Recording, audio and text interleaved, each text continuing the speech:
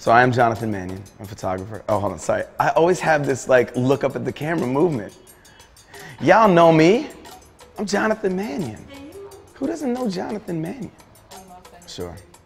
I'm Jonathan Mannion, I'm a photographer and director. I am currently in Berlin at REؐEIڍ. And it's awesome.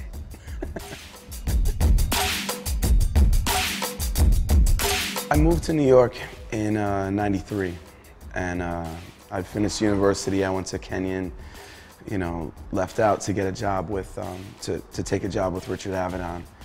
From that moment, like working during the day, there was also like inside of me sort of a burning passion for the music. New York was like the mecca of everything that was happening in that moment. It was Biggie, Jay-Z, Diddy, Puff at the time, Mace. It was like this like real sort of powerful movement that was building, like DJ Premier and Gang Starr, and they were bringing the legends with them, like Big Daddy Kane, Kool Moe Dee, like everybody was coming along, but that everybody was very accessible. It wasn't sort of like these layers of like a bodyguard and a manager and a lawyer and a press person and a whatever. How they all arrived in front of my lens was because I had my lens and I was sort of omnipresent, shooting and shooting and shooting and shooting and shooting some more.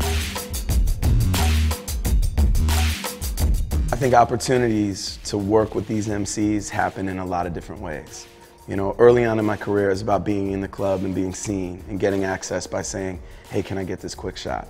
Take a couple of minutes, but it starts to establish who you are as a photographer, what your voice is, what your vision is.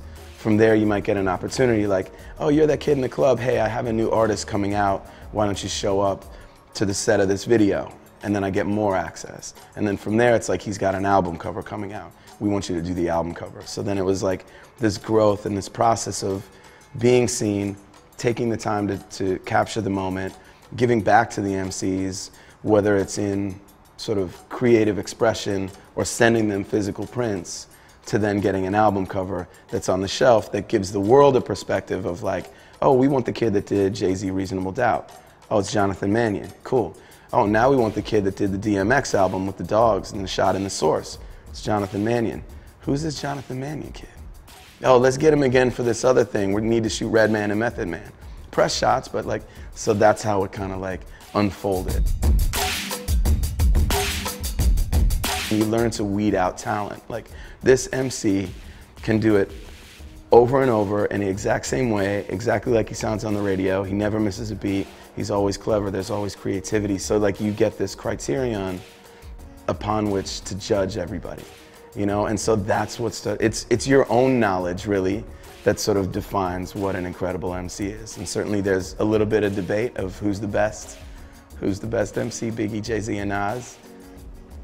I kind of think Jay, but I also like Outkast, and I also like M, and I also like, it's like, it's a long-winded way of saying it's such a personal taste, but I think if you have the foundation of understanding, you know which way to go, and you know who the great ones are, and you know who's like a flash in the pan, or you know who's trying too hard, or who doesn't have it at all.